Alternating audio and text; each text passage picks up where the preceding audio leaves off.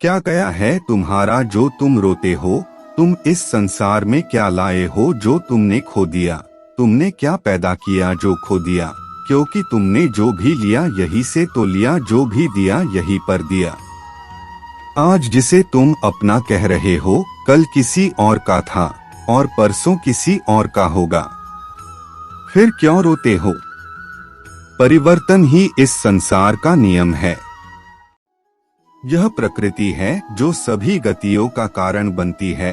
अहंकार से मोहित मूख उस धारणा को धारण करता है जो कहती है मैंने किया। गर्मी और ठंड, सुख और दर्द की भावना इंद्रियों के अपनी वस्तुओं के संपर्क के कारण होती है। वे आते हैं और चले जाते हैं, चिरकाल तक आपको उन्हें स्वीकार करना चाहिए। पूर्ण लगन के साथ अपना कार्य करो, लेकिन उसके फल की इच्छा मत करो, क्योंकि जब आप फल की इच्छा करते हैं तब कहीं न कहीं आप अपने कार्य में पूर्ण रूप से समर्पित नहीं हो पाते। गति के लिए चरणों पर ध्यान देना आवश्यक है, किंतु प्रगति के लिए सदैव आचरण पर ही ध्यान देना चाहिए। प्रकृति द्वारा निर्धारित कर्तव्य का पालन करते हुए व्यक्ति ने कोई पाप नहीं किया। जिसका मन उसके वश में नहीं है, उसके लिए उसका मन शत्रु के समान है। वो मूर्ख है जो प्रेम को बकवास कहते हैं। प्रेम इस दुनिया की जड़ है जिससे दुनिया बनी है। अपनी इच्छा की शक्ति से अपने आप को नया आकार दें। अपने आप को कभी भी स्व इच्छा से नीचा न होने दें। बुद्धिमान अपनी चेतना को एकीकृत करते हैं और कर्म के फल के प्रति आसक्ति को त्याग देते हैं।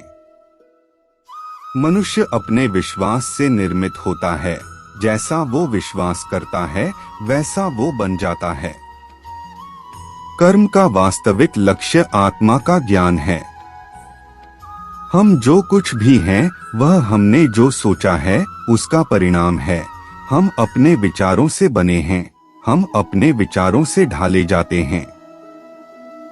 ऐसा कोई समय नहीं था जब मैं नहीं था, न आप, न ही इनमें से कोई राजा, न ही कोई भविष्य है जिसमें हम नहीं रहेंगे। अपरिपक्व लोग सोचते हैं कि ज्ञान और क्रिया अलग अलग हैं, लेकिन बुद्धिमान उन्हें एक ही मानते हैं।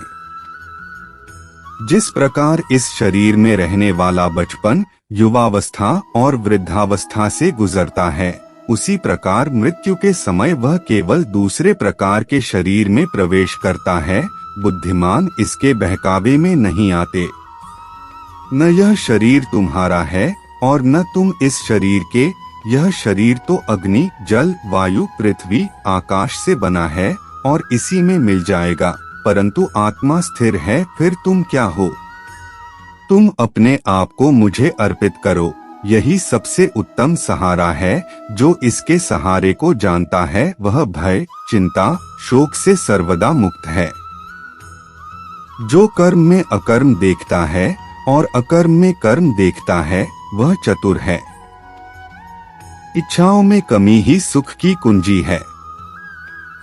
कोई भी व्यक्ति जो अच्छा काम करता है उसका कभी भी बुरा अंत नहीं होगा, चाहे यहाँ या आने वाले संसार में। जो पहले विष जैसा लगता है लेकिन अंत में अमृत जैसा स्वाद लेता है, यह सत्व का आनंद है जो स्वयं के साथ शांति से पैदा हुआ है। उम्मीद ही आपको रिश्ते में कमजोर बनाती है। उम्मीद का जन्म आपके मन में ही होता है। शांत, नम्रता, मौन, संयम और पवित्रता ये मन के अनुशासन हैं। सभी स्वार्थी इच्छाओं पर काबू पाना पर्याप्त नहीं है।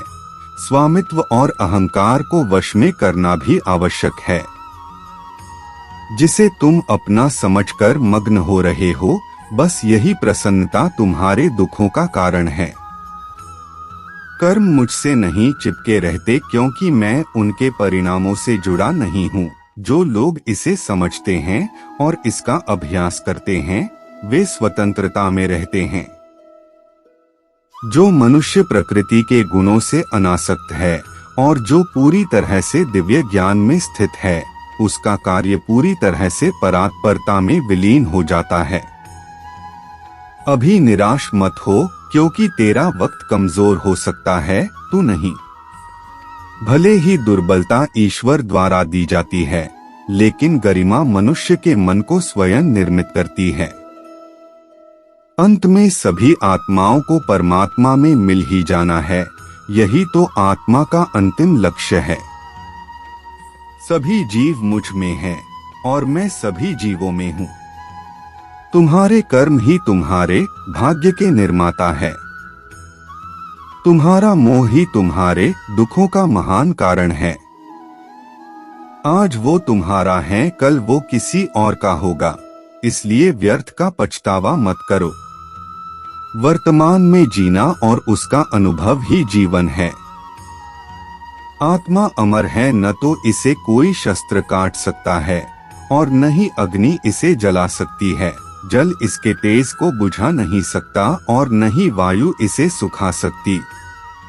किसी और के जीवन की नकल को पूर्णता के साथ जीने की तुलना में अपने भाग्य को अपूर्ण रूप से जीना बेहतर है।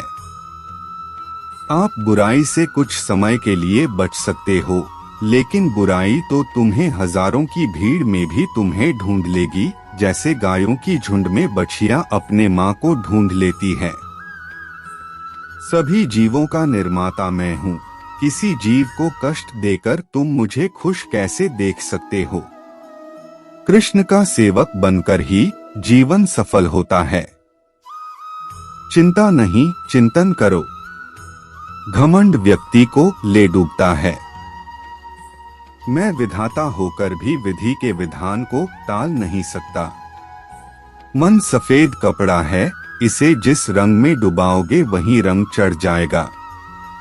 उठो, श्री कृष्ण के चरणों का वंदन करो। लज्जा और अभिमान छाड़ दो, मन को निर्विकल्प कर लो और वृत्ति को सावधान करके हरिचरणों का वंदन करो।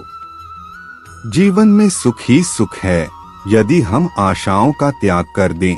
जीवन में आधे दुख का कारण आशाएं बड़ी होना है।